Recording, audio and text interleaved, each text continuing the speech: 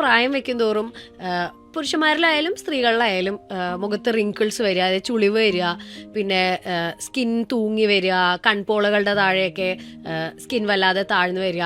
അപ്പോൾ അങ്ങനത്തെ പല പ്രശ്നങ്ങളും ഉണ്ടാവാറുണ്ട്. അപ്പോൾ ഫേസ് ലിഫ്റ്റ്സിനെ പറ്റി സാറിൻ്റെ ഒരു പേഴ്സണൽ ഇതിൽ പറയാം. സ്കിന്നും കാര്യങ്ങളൊക്കെ നമ്മൾ റിമൂവ് ചെയ്ത് ലിഫ്റ്റ് ചെയ്ത് റീറ്റെയിലർ ചെയ്തിട്ട് നമ്മളുടെ ഏജിന് ഒരു 10-15 വർഷം പിന്നിലോട്ട് വരെ കൊണ്ടുപോകാൻ പറ്റുന്ന ഒരു എക്സ്ട്രീംലി വെരി പവർഫുൾ ടൂളാണ് ഫേസ് ലിഫ്റ്റ് എന്ന് പറയുന്നത്. ഫേസ് ലിഫ്റ്റിൻ്റെ കൂടെ തന്നെ ഏറ്റവും കൂടുതൽ ആൾക്കാർക്ക് ഒരു പ്രശ്നമുള്ള കാര്യമാണ് കഴുത്തിൻ്റെ തൊട്ടിയുടെ സ്കിന്ന് തൂങ്ങിയിട്ടുണ്ട്. പിന്നെ ഈ ബാൻഡ് പോലെ ഇങ്ങനെ കാണും. അതെന്ന് വെച്ച് കഴിഞ്ഞാൽ അവിടുത്തെ സ്കിന്നും മസിലും ഒക്കെ ലൂസായിട്ട് വരുന്നത്. അതിന് പ്രോപ്പർലി വേണ്ടത് അവിടെ ഒരു നെക്ക് ലിഫ്റ്റ് എന്ന് പറഞ്ഞിട്ടുള്ള പ്രൊസീജിയറാണ്.